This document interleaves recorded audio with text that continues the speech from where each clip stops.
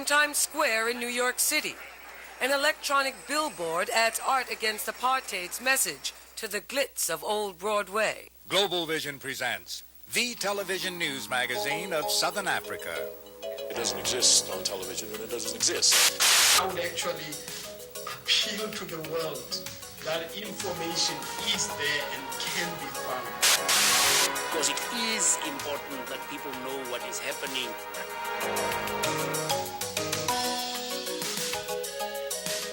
This week, South Africa Now presents these stories.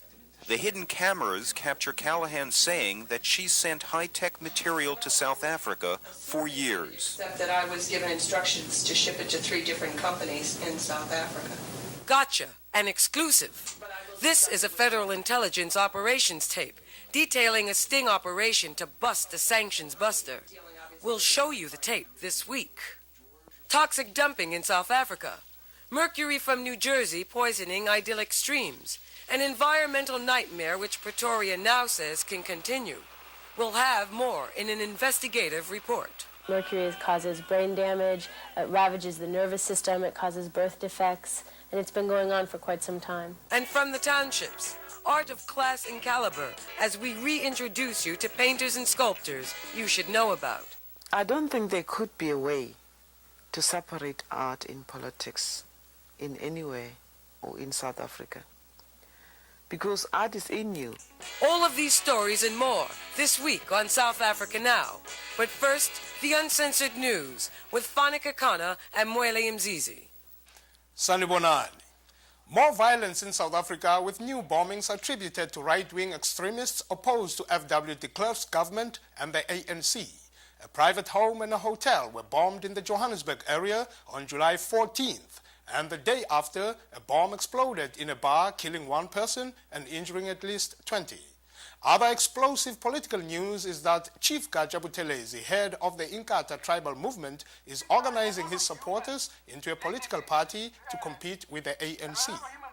In what was probably the most unusual protest in recent memory, a group of women outside Johannesburg stripped down and stood naked before bulldozers on July 12. To protest the demolition of their shantytowns by government authorities. So far, 60 so-called illegal shacks in the Soweto area were torn down in just a few days. Police later fired tear gas at dozens of young people who threw stones at police and municipal workers who were clearing the area.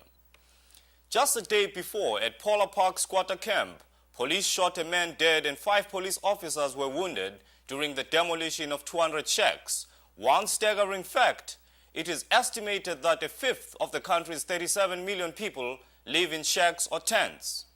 Earlier in the program, we teased you with a slice of a Federal Intelligence Operations video surveillance tape used in a sting operation to bust a sanctions buster. In addition, Maryann Callaghan faces up to 25 years in prison for conspiring to smuggle missile gyroscopes to South Africa. Sentencing will be this week in Washington's federal court. Investigative editor Eric Nadler has the tape and the story. This is Maryann Callaghan, a greedy Rhode Island exporter-importer and arms smuggler. She's talking about setting up an illegal multi-million-dollar weapons pipeline between the U.S. and South Africa. But it's Callaghan who's being set up. The man she's talking to is not really an arms broker. He's Special Agent Don Bloodworth of the U.S. Customs Service, a very smooth con man. The less paper, the better. Yeah. Have you had breakfast yet? Yes, I did. The equipment is in Sterling, Virginia. It came in last night. Flight down from Massachusetts.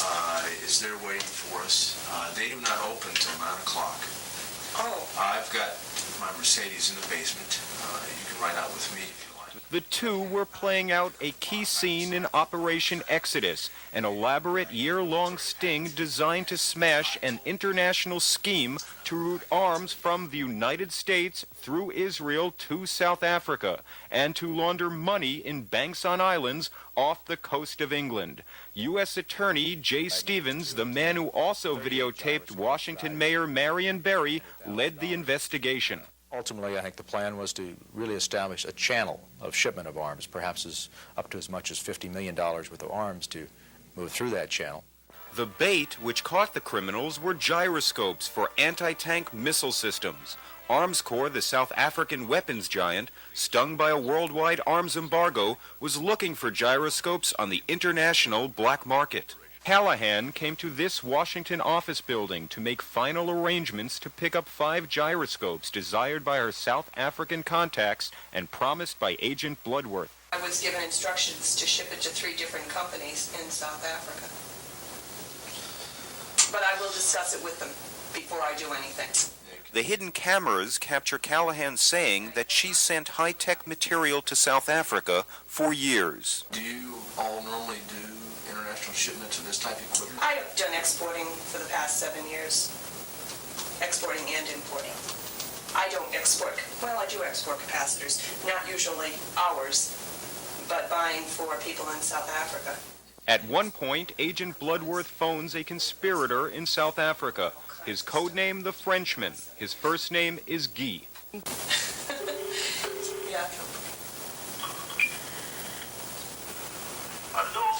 Hello, Guy, Don. I give you a number and I'm busy. Yes, your beautiful messenger has arrived. I was expecting a man. Would you like to speak with her at all? It's nothing special. Okay. She knows exactly what she has to do, it's no problem. Yes, we're going to... Callaghan walked into the trap. Federal agents tailed her as she picked up the gyroscopes and followed her to her home in Rhode Island. They arrested her the next day, and soon she and her co-conspirators were under indictment. The Justice Department accepted guilty pleas from 2 of the defendants, and they each received relatively light jail terms of 10 months apiece. Callaghan was convicted after trial, and she's scheduled to be sentenced July 20th. The 2 South Africans involved in the scheme remain at large.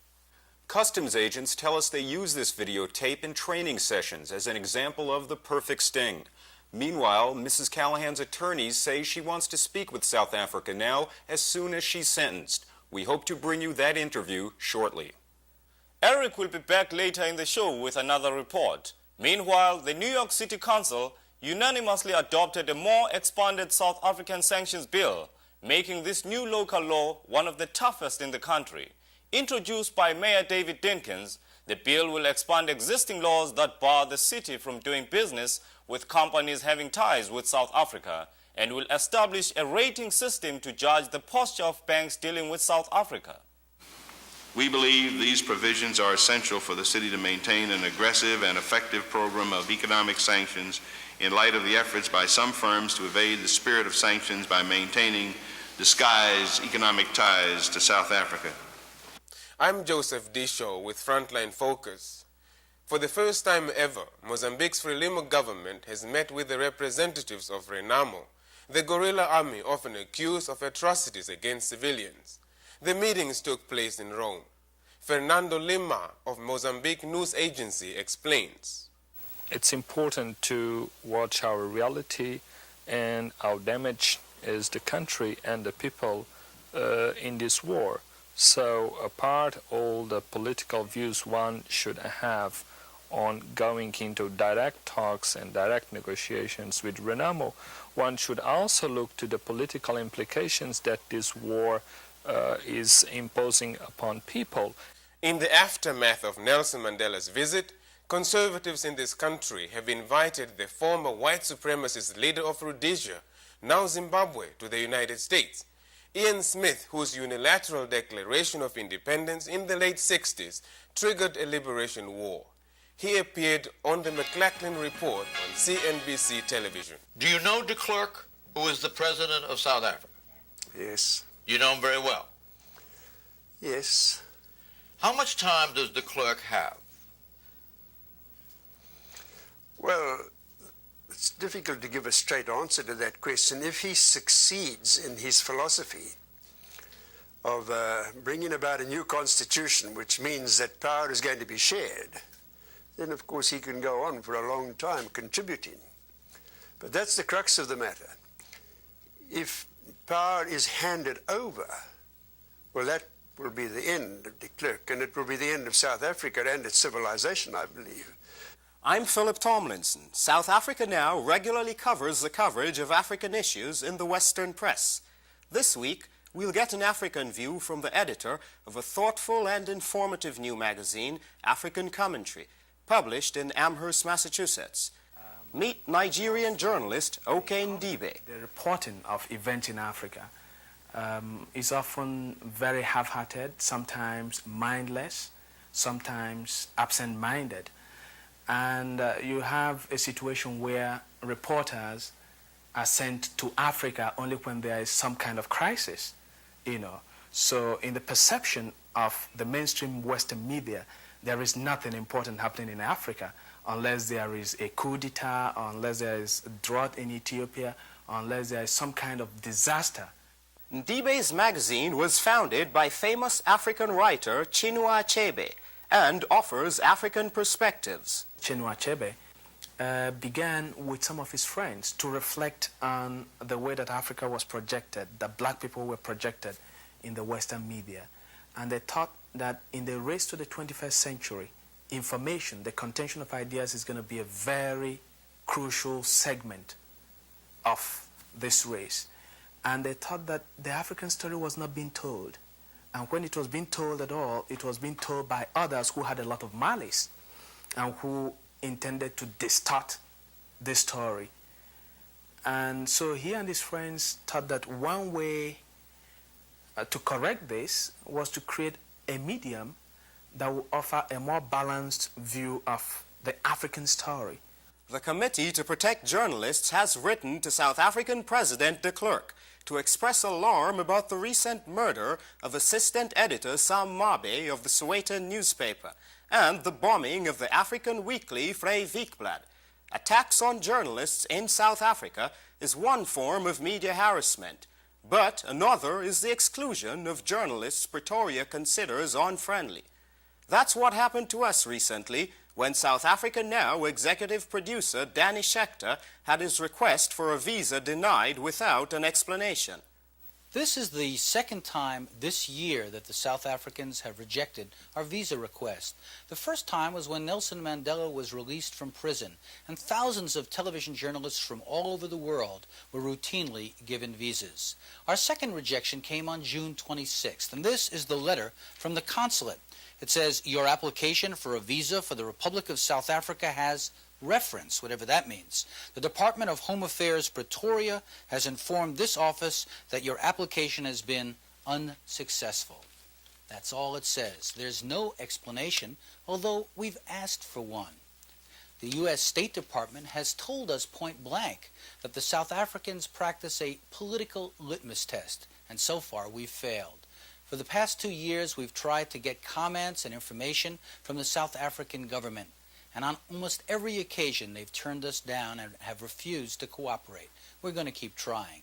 But as of now, the people who are getting you the news out still can't get in. The Committee to Protect Journalists, whose board includes veteran newscaster Walter Cronkite, has written to South Africa's Home Affairs Minister, urging him to reconsider the visas for South Africa Now. And South Africa Now is making a federal case of the rejection with the United States State Department, asking it to file a protest with Pretoria. You're watching South Africa Now, the television news magazine that goes behind the headlines. South Africa's senior official from the Department of Water Affairs, Lynn Gravlet-Blondin, announced in July that his government will continue to welcome the importation of deadly toxic wastes from overseas. Last spring, during Earth Day, South Africa Now exposed how this practice can affect the environment. Eric Nadler reported the story. An American company, American Cyanamid, located in New Jersey, has been shipping about 10 tons of mercury a year to South Africa to a company called Thor Chemicals. The mercury is supposedly being recycled, but as it turns out, quite a bit of it is ending up in a stream that runs through Zulu villages, that people take their drinking water from, that cattle drink from, clothes are washed in. Ann Leonard monitors the world's toxic waste trade for the international environmental group Greenpeace in Washington. Half a world away in Natal, South Africa, environmentalists grew concerned about mercury contamination in the valley and contacted the organization. When Greenpeace discovered that American Cyanamid shipped mercury there, it tipped off reporter Bill Lamprecht of the St. Louis Post-Dispatch. One needs to find out where that mercury winds up. So So I did. I went to South Africa. There I found an idyllic valley. At the head of the valley is a shining factory, a factory operated by Thor Chemical. The plant is the largest mercury reprocessing facility in the world, handling tons of toxic waste imported from Europe and the United States each year. Residents discovered these pipes built into the hillside near Thor, spilling effluent which finds its way into the Mweli River, the area's main water source. The problem is obvious. The acrid, reeking pools of liquid near Thor Chemical. We took some samples. After spending a couple more days talking with the Zulu people to determine what they do with this water, I took the samples back to the U.S. A lab here in Washington ran tests. They found out that these were among the highest levels of mercury contamination that have ever been found. It was 1,500 parts per million in one of the samples. That's a whole bunch of mercury. Those figures reported in Lamprecht's front-page story last November are 1,500 times higher than U.S. toxic limits. Thor Chemicals dismissed the findings as an isolated situation. Well, I would like to believe that claim, but I find it extremely unlikely. For one thing, over a year ago, sampling of the same river showed high mercury levels. It seems to me as a typical case of a sham recycler, and we find these facilities all around the world where the company claims that they are recycling material, but when you're in a less developed country, there's minimal environmental regulations and no enforcement whatsoever. There's a lot of incentive to just dump the byproducts out the window. In a statement to us, the company insisted that the local drinking water was not polluted, and instead blamed villagers for stealing and spilling the mercury-contaminated drums. I am astounded by the lack of concern, the lack of oversight by the authorities in South Africa. The provincial water department has ordered Thor to clean up the site, but they continue to say that they don't believe that there is a problem. Meanwhile, there are reports that some Thor workers have been driven mad by mercury poisoning, and there are fears that this could just be the beginning of a toxic holocaust. It takes years for mercury's health damage to surface, and the plant has been open for just a decade. Officials at American Cyanamid refused to talk with us. In a statement, the company expressed confidence in Thor's operating procedures and indicated that it would continue to ship its mercury to South Africa. American Cyanamid has broken no U.S. law, but its mercury shipments have prompted congressional concern. Representative Howard Wolpe of Michigan wants tighter controls over toxic exports. What our legislation says, very simply, is that no exports of hazardous waste products from the United States should be permitted unless there is certainty that the facilities to which these exports are directed can handle that material in a manner that is at least as safe as we require in the United States. It seems to me that the areas that are damaged the most in South Africa from either whole-scale dumping of drums or else the imports of toxic materials now or potentially in the future are the black people of South Africa, the people who have little voice in the decision as to whether those materials come there. No matter the outcome of this battle, for the children downstream of Thor Chemicals, it may be too late. A few comments to add to this story. Right after our report aired, the South African government closed Thor Chemicals in Natal. We hear it's just reopened. We'll check it out. And here in the United States, there was a protest at the gates of American Cyanamid. Here's what happened. Several hundred people, including representatives of the South African Chemical Workers Union, marched on American Cyanamid to protest the toxic trade. The peaceful mood of the afternoon was disrupted when police moved to prevent demonstrators from presenting a giant petition to American Cyanamid protesting their deadly exports.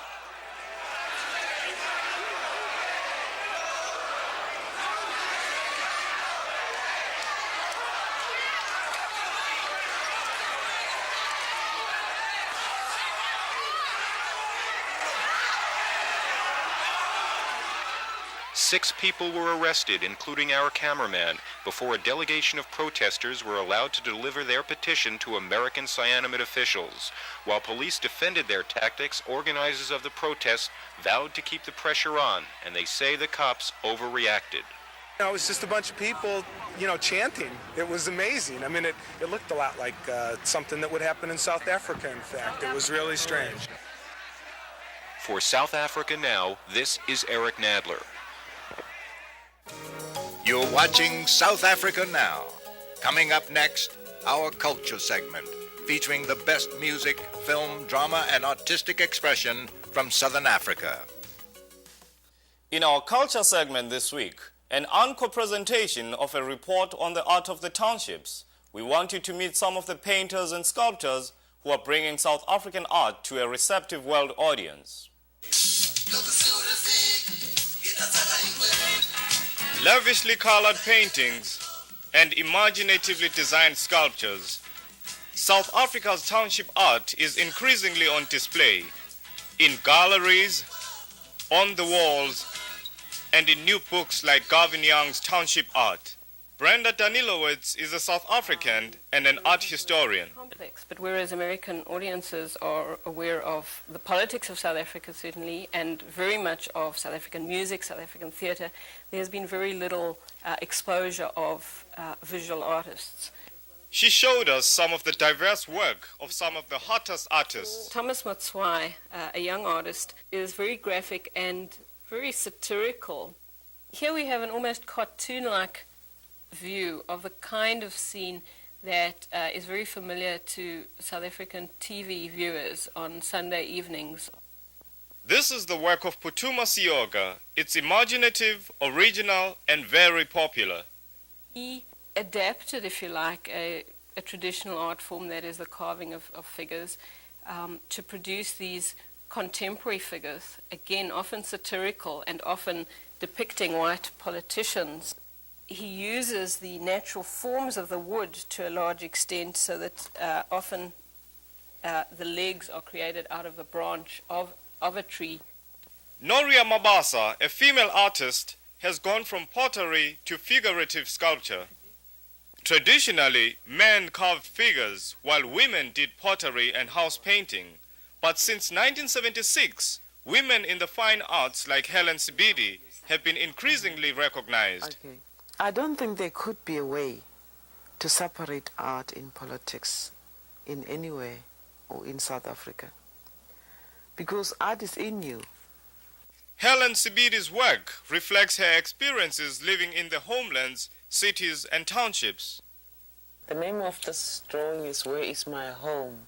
On seeing all the love of the children, they are not happy in the townships. They don't have a home. They don't have where they come from, because they go to the homelands, they're not related there. They go to the cities, they're not related there. So where is their home? South African artists reach a broader audience through T-shirts, posters and banners. Through organizations such as Cape Town's Community Arts Project, artists work together to get their message out. On the left is a 1985 banner produced for the Cape Youth Congress. What's important about this, I think, is that it's a collaborative work. Art that is going to be meaningful is going to minimize the idea of the individual artist, the individual genius producing a unique work of art in favor of the artist's contribution to a collective effort to making that art meaningful in some kind of public expression. The government finds this threatening. This T-shirt was actually banned. Censorship has driven some artists into exile. Dumile Feni. I did posters, for the movement, but also my own work, was not the kind of thing that the government was very comfortable with. The subjects that I choose to paint in the township, it was not what I refer to as township life. Township life is in terms of people dancing, people being drunk and all of that. It went a little bit more deeper. and searching, and that in itself, is not allowed. Now, Dumile paints and sculpts here in New York. For this Greenwich Village mural, Dumile contributed a portrait of Nelson Mandela. South African art is also in the galleries. Here, Ashley Ward of Cape Town has created an environment to involve viewers by walking on the art itself. The viewer is made aware of the fact that you cannot take the very ground that you walk on for granted. Because in South Africa, you cannot take your daily life, every gesture, for granted. Everything is significant. Everything is coming from a significant political, social origin. For freedom, the paintings on the floor are like paintings in a mausoleum, where the floor becomes a sacred memorial, honoring those who lie beneath it. The paintings here, in a sense, honor the children who died in '76. The black dirt is a symbol of the graveside. The whole gallery is an attempt to turn the space into a funerary space. All of this work expresses the collective yearnings of South Africans. These are people with a lot to say, and they say it in their own way.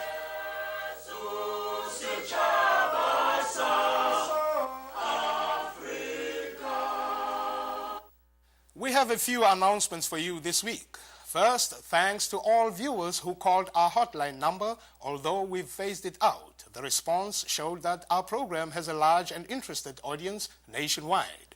Now, a correction. 2 weeks ago, we misidentified a former official of the International Freedom Foundation as the financier of the film Red Scorpion. He only produced it. The South African Defence Force only provided assistance, not production monies. Second, as our staff takes a summer break, we'll be bringing you 2 specials in the weeks ahead. If you want to learn more about the issues we cover, send a self-addressed stamped envelope to South Africa Now, P.O. Box 1907, Canal Street Station, New York, New York 10013. South Africa Now is produced by Global Vision on a non-profit basis in association with the Africa Fund, a tax-exempt organization providing assistance and relief to victims of apartheid. Finally, a special thanks for generous financial support to singer Peter Gabriel and actor Sidney Poitier, and the many unions who have responded to our appeal. On behalf of everyone at South Africa Now, I'm Fana Kekana. Thank you for watching and for keeping our program on the air.